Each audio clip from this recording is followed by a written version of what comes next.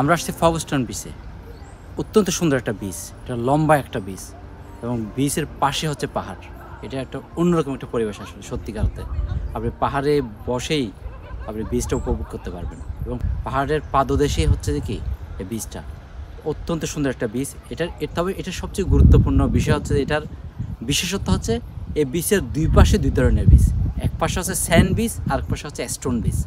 তবে স্টোনটা হচ্ছে সবচেয়ে বেশি। স্টোন বিচটা অনেক লম্বা, স্যান্ড বিচটা খুব ছোটো, বাট এটা খুব এনজয় করা যায়। যারা স্যান্ড বিচের জন্য খুব পছন্দ করে, যারা স্যান্ড বিচ, তারা স্যান্ড বিচ উপভোগ করতে পারবে। যারা স্টোন বিচ চাই তারা স্টোন বিচ উপভোগ করতে পারবে।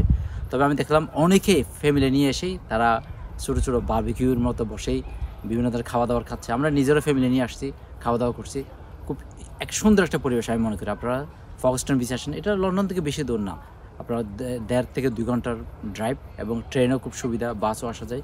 আমি ওখানে খুব এনজয় করবেন ফগস্টন বিচে আসলে, এবং খুব সুন্দর একটা বিচ এটা। এখানে আপনি ফ্যামিলি নিয়ে আসলে বাচ্চারা খুব এনজয় করবে, তারা খেলাধুলা করতে পারবে।